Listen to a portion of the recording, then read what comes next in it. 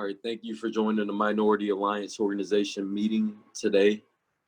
Basically, our topic today is going to be on representation and how we feel there may be a lack of representation or ill representation in certain areas and certain demographic areas of the United States, on where certain people who live within those areas may not be truly represented by the person who is elected over that area there. So basically, what I wanted to ask you, Mark, I believe you're online with me today. We're waiting on a couple other people. Uh, how do you feel that minority people have been ill represented? What is this a cause, an agent of, per se? So I think one of the first problems with minority representation is the fact that this has become, politics has become a money game. It takes, you know, tens, maybe hundreds of thousands of dollars to run in just a city election. You take that up to some sort of state level representation, you're talking in the millions. You talk about the United States representative, you're talking tens of millions, you could potentially tens of millions, and for president, you're talking hundreds of millions of dollars. This is what it takes to get elected these days. So, basically, the representation once you hit that level is not necessarily to the people. You're no longer beholden to the people. You're beholden to the people to put up that kind of money to get you there. There are a few politicians, and they tend to stand out, the ones who are able to get themselves there on principle, ideals, and general crowdfunding. And you'll see those people, they tend to be a lot more beholden to what actually matters, and what actually matters to people in their districts, what actually matters to minorities and just the people overall. You have that luxury of being able to represent your ideals and all the stuff you talk to get you up on those stages. You actually have the ability to be able to represent those as a whole, as opposed to when you go and you hold a fundraiser and there's some corporation who's got a representative there and they're putting money in your fund, and there's a rich person that's putting money in your fund. You're beholden to those ideals and to those people. And when you go against those principles, you go against those things, they're just going to bet and put that money machine behind a person who's going to oust you. And you see that happening a lot of times where you have people who do nothing but, work for people, and then you see them get a primary challenge by somebody who's a part of a general machine for either party. You see that happen all the time because it's a money game for these people. Between that and the gerrymandering, where you have districts drawn where one rich neighborhood has a representative of its own, and then you have this gigantic urban area which is also represented by one person as well. So it takes so many more people to get this one area person elected, where you need a much smaller sample size to get another person elected, but they have equal power. That makes no sense. And the only reason that you would do something like that is to keep a majority that is beholden to the interests of the higher dollared people in those neighborhoods, people who run these corporations, people who put in those big dollars and set up these fundraisers and all this other stuff. Those things are completely perverted what representation, is all about. And it's been slowly eroded over time since the beginning. And now we're kind of at this point now where it's just it's $1 million game. You don't hear the word bribe anymore because bribe is small time stuff. They've been able to use Supreme Court decisions and all sorts of other court rulings to turn those things into campaign finance. And now you don't hear those words anymore because that's how this game is now played. And that puts us behind as far as what we need to have happen for minorities and what we're asking for. And it's why so many people go in and become politicians under such good intentions and they die so quickly.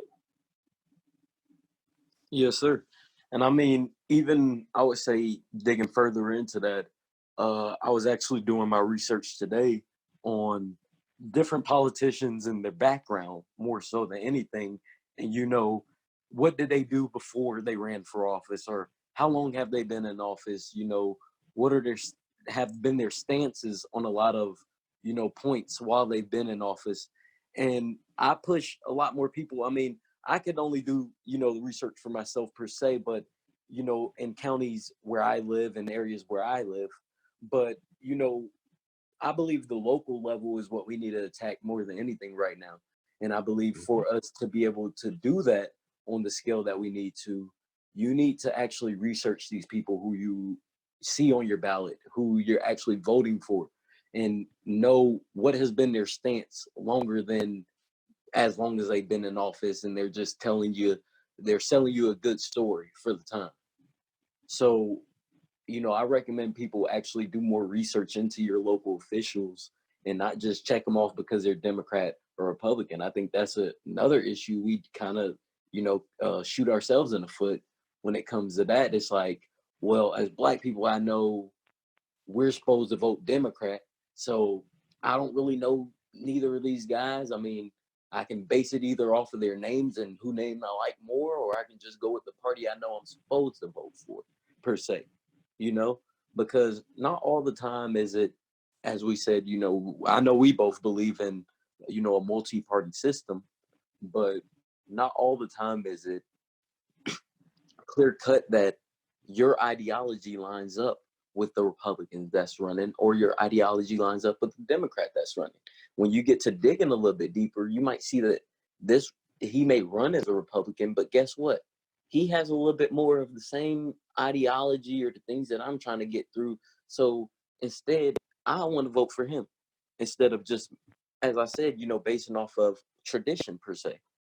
So I mean, that's a huge area where I saw, representation as far as us affecting our own representation is we've got to get up and do the research in who we're voting for, and not just vote for a ticket, uh for this party's ticket or that party's ticket per se.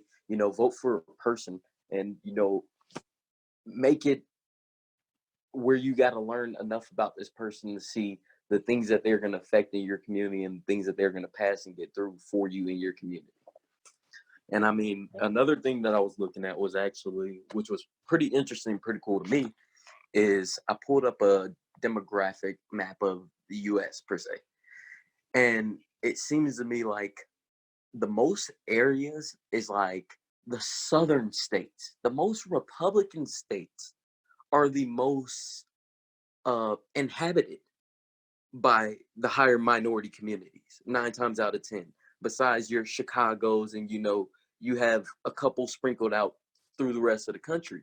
But it just humored me to be like, wow, the most Republican uh represented states are actually where the most minorities live, you know and I mean, ironically, it's the little Bible Belt area with, I mean, of course, that's where the most minorities live 9 times out of 10, because I mean, these were the slave states back in the day, and that's normally where these people were from and where they were raised up. So I mean, we got to figure out a way to make representation fit everybody in a sense. The representation, the people who we represent to go to office for us should have our best interests in mind, and not, as you said, corporations' interests in mind. So Yeah, yeah, the best way to get that done is, I said, doing the research on it. absolutely. You had to look into their background. What's their record. If they were a prosecutor in a past life, if they held a lower form of office, what's their record like? What do they vote for? What do they tend to do? Where do they stand on topics and issues? And have they always stood for those, or did those come up 6 months before they filed to run for that office? I was actually thinking about this topic, and I had actually written down like 5 questions that we really need to ask any representative, and then one question for ourselves. The first question is, who do you represent? Who are you trying to represent, and why? What is it that's got you wanting to represent me as a minority myself? Like, what are you trying to do? The second thing is, who pays your way? We talked about how much money this costs, and how this stuff is done. You know, who's helping you get there? Is this thing crowdfunded, or do you have a higher power that you're going to eventually answer to when it comes right down to it. The third thing, it seems like a simplistic question, but why are you here? What made you decide to get into this? What made you decide to run? What's driving you? What is fueling you for this? The fourth one is, what is your vision for minorities? What do you want to see happen here? How are you going to represent the interest in what we need to achieve? What do you see as what we need to achieve on how you're going to get there? And then the fifth one is, how do you plan on achieving this vision? You're going to be ice skating uphill. You're trying to instill something, and you're trying to chase a vision that other people have been dedicated, wholly dedicated to making sure it doesn't happen. So how do you plan to make that happen? Because you're going to try to fight the machine from within inside, and how do you plan to do that? Then the question for us is, what is the measurement of success for that? Do we give up on that person if they're not able to get everything done that we want done in a single term?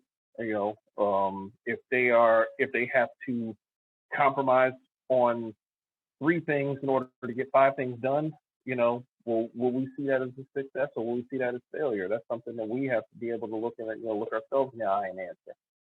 So all of those different things are the type of questions that we need to look at. And I mean, as I said, when it does come to representation on a voting scale, you know, how do we change the way we vote overall is the way I'm looking more so at it. And I mean, I think as I keep, reiterating, keep pushing, everyone should get out and vote, period. But Mm-hmm. I believe you have certain groups and areas that the voting game is meant for you not to vote, for you not to count, for you not to matter. So how do we get those areas, you know, I mean, I know, we talked about this slightly, we had a topic about 2 weeks ago, but how do you get these people in this area to count? Because I think, I've been doing a lot of research into Stacey Abrams and what she's doing as far as her voting rights organization and helping people get their voting rights. And they're pushing, I know, an agenda right now for same day registration, for not to say where it should be so laid back that just anybody could vote per se, but if you have a state ID and you show up at a state polling precinct, and you may not be able to vote necessarily in your local election, but for you to be able to at least have your vote cast for the national level, yeah, that shouldn't be an issue. I mean, that's my true belief. So, I mean, I think we should push more for a change in the voting system and how it works. And I think a lot more Yeah. people should take a look at Stacey Abrams and the things that she has been doing before she even got up and decided she wanted to run for Georgia's governor. It was a ton of things she was doing on the front end that, I was paying attention to, and what I'm not necessarily Democrat or Republican, but I was really behind her because I saw the legwork. I saw she wasn't just jumping elected office to elected office and just continuing to be as I call them, a power sucker. And those are these people who are in office for 10 years. And what have you done? What have you done for the communities that continue to vote for you? What can you show on paper? Oh, you got one bill passed. Oh, you were part of this other bill. Man, but in 10 years, that's all you could push to get done. You know, we've got to look at these people who are running for representation, as we're interviewers for a job per se. What have you done so far, dude, that I should continue to elect you to office? Because a lot of the times it ends up being a guy gets into a Democratic seat and he's that Democratic representative, and there doesn't come anybody else along really to really challenge him, because that's fine. I'm a Democrat too. He's a Democrat. And instead, I Mm-hmm. think it should be a system to where when you have different ideologies, whether you run under, I don't care which party, the birthday party, you can run for the birthday party, who cares? but it doesn't matter which party you run for. I mean, it does in the sense of funding and, the spotlight, but just for people of different backgrounds and, you know, different lifestyles to be able to get into places of office. And I mean, I'll reference again another post that I posted, I believe, earlier today about the young lady who was a single black mom, who's a regular, everyday, average Joe. And what she said in that video was she went out of her way to run for office realistically in the way that the typical person thinks. She went out of her way to make change happen, and it's happening. So people have to realize, more than your voice matters. If you feel like you have good policy, good principles, bring them to the front stage, whether that's finding a candidate that you believe supports that ideology and backing them and getting out and voting for them. And as I said, if I got to figure out how do I live in this local area and I've seen issues in this local area, I need to figure out how to make my vote count, how to make my voice count. Do I need to show up to city council meetings? Do I need to show up to the state, Congress? What do I need to do to make my voice count is what I think a lot of minorities need to wake up and realize. Absolutely.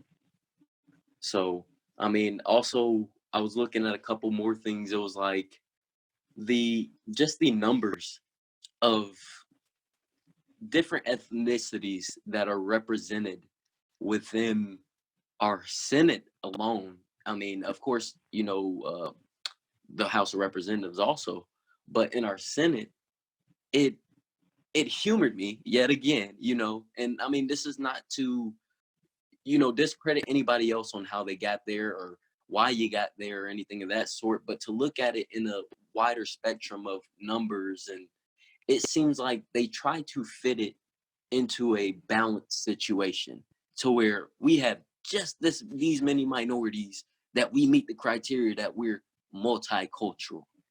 That's what the Senate gives me they give me that illusion. Like we just keep enough minorities around to say that we're not just, the good old boys club per se. Mhm. But unfortunately, that's one of the big problems when it comes to some of these, when it comes to the Senate in particular, because there's only two, right? And there's two per state. So when you're looking at that, you're looking at the statewide election, and those elections also go by district. So, it's one of those situations again where, there needs to be a kind of a breaking up of, how that is counted and tabulated, because there are too many, it's too easy for those controlling interests, the same powers and controlling interests that you have right now, to be able to push those incumbent candidates and just push them along and just push them along and keep them in office for all these different terms. Again, term limits, that's another thing that's a huge detriment to minority representation. We don't get a chance to, we don't get a chance to fire somebody. We talked about being able to interview these people, or they were interviewing them for a job. Well, that vote, from us, is that vote of confidence for that job. And when someone doesn't do that job, we need to fire them. And there's such a heavy machine, especially for things like, Senate, of being able to push an incumbent along and push an incumbent along. And we see so many times where you get, 6-term senators. These are 6-year jobs.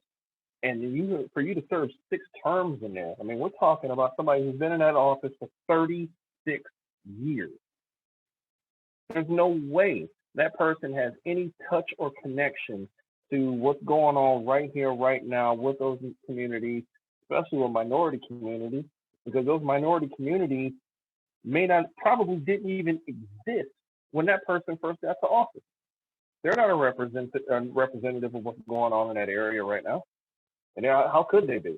But at the same time, we don't have that same opportunity to be able to put somebody in there who knows what's going on right now, who can affect what's going on right now, because of the way that system is set up to keep that going. That there's always this thing to keep the machine going, and that's for both Democrat and Republican. That's why I think, in all honesty, like all all minorities, basically, whether you know it or not, you're kind of an independent because, like it's kind of like what Chris Rock said. Anybody that makes up their mind on a situation before they hear it is a fool. But unfortunately, we live in a country full of gang members. You're red or you're blue, you're Democrat, you're Republican, you're conservative, you're liberal, you're progressive, and there's a set of ideologies that come with each one of those titles, and you got to follow each one of those principles, or you're out of the club.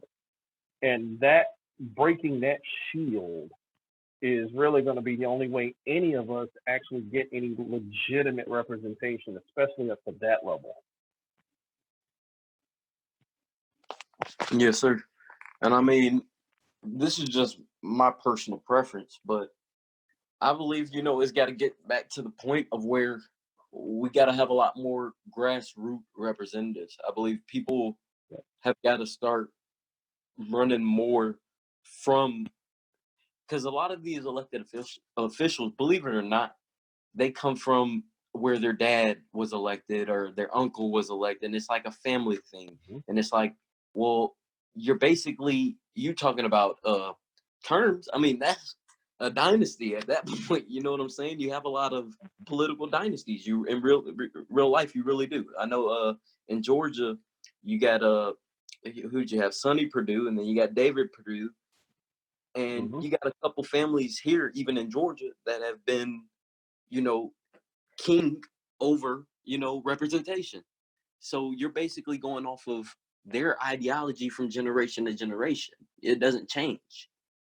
So we've got to start getting people more excited about, I believe, running for office or feeling like, if they, as I've said, if you feel like that's something that you can do and that you have good policy and good plans and a way to execute these policies and a way to get things passed, and you have the backing to do these things, then we support you. Go for it.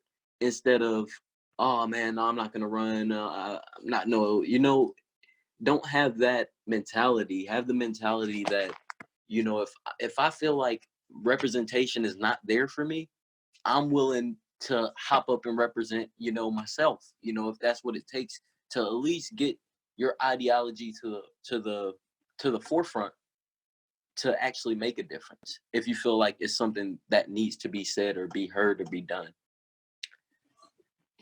Absolutely. Yes, sir. So on that note, if you have any closing remarks on your end, Mark, about our conversation today, or you know, if there's anything Yeah. you, yes, sir. Well, yeah.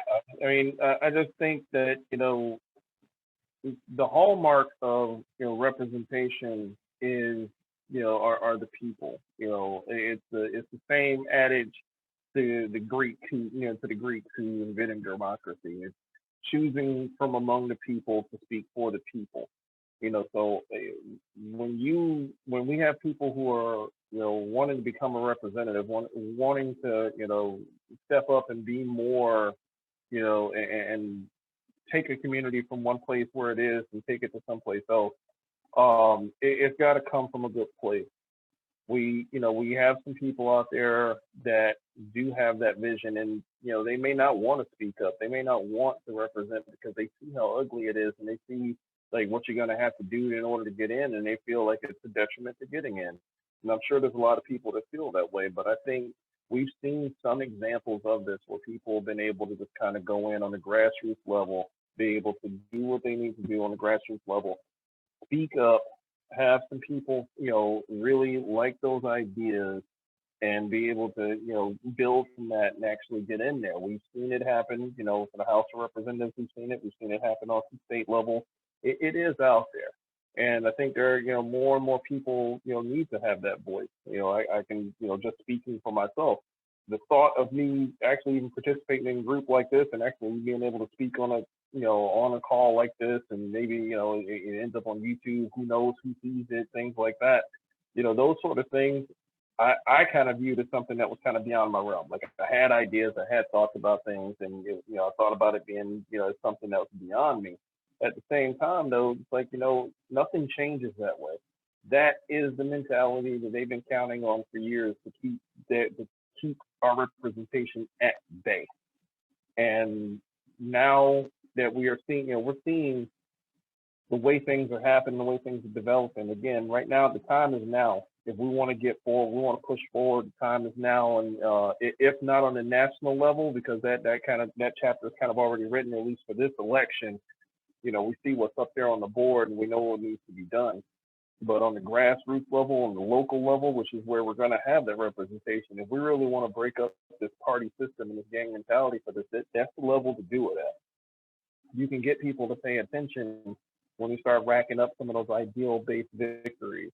So I think that, anybody that, that hears this, or anybody, down the road that even thinks about it, put your ideas out there. If you think about running, give it a shot. If you're thinking about, what you could do for your community, do, lend your talent, lend your time, lend, your voice, and, let's break this system up and start getting something that we want, because, we live in this country. We love this country. We've done what we've done, and this country does have a very ugly, very negative history, and we're not going to get past any of it and get anything of our own if we continue to recognize it but not act. That's pretty much all that I got on that. Yes, sir. And it's just my ideology. And, personally, I believe with representation, it's got to be more precise, and it's got to meet the needs of the people. It's got to be equal representation across the board in all means, not in just the sense of, are you the same race as me, even more so, but are you pushing the ideology that I want pushed? And I mean, the last thing that I wanted to touch on today was, even against you have certain minority people who have ran for office, and we automatically just back them based off the fact, this district has always had this black representative per se, or minority representative of such, and we want to keep him where he's at. And I mean, even with that, I believe that's overkill, because at a certain point you have to allow room for new ideas, for new ideology, for new things to come to the forefront, instead of, you've been sitting in your seat. I say anywhere longer than 10 years is a problem to me. If you've been sitting in your seat longer than 10 years, it's time for you to let a new face come in and try to make things get done. So we have to be willing, even on that end, to realize, don't be afraid to go against who's in office, because sometimes even people of minority such get into office, and as you said, earlier, Mark, they become the establishment. They end up getting funds from a certain corporation, or a certain field, where they have to now align with their ideology more so, and curve their own ideology to fit this corporation that's been putting money in their pocket. So either way, I feel like that's an issue. You have to have representation that's willing to step up and be for the people more so than for a corporation. And I believe that's where, in the United States, we started to lose it. When you start to have a lot more politicians, I believe it was in the 30s, around the time that Wall Street was originating, we're coming out of depression. You start to have a lot more of these politicians that, okay, well, we do need the corporate world too, so they're going to start working with corporations more and more, instead of, you would have a lot more who came from, grassroots, and people actually knew them within their communities, and you started to lose that touch. I believe it was the early 30s per se. But, so as I do every week, the last thing I want to say is, get out and vote. It's an election year. It's a huge election year, where it matters, beyond this election year will determine, I believe, the next 10 years and the direction that we go in. So people need to get out and put people into office who are willing to get these changes done that we have been craving. And to make that happen, you got to get out and vote first. So whatever you got to do, get registered to vote, get out to vote. And another clip I want to throw in is we also still have the school drive going on. And if you feel led to be able to donate to the school drive or be able to come out and volunteer and actually help us hand out supplies, that would be lovely. And you could get with me and DM me personally, and I could give you the information on that. And again, that will be in the Atlanta area. So if you live in the Atlanta or the metro Atlanta area, you know, I would love to have you come help us and getting the drive away. Thank you.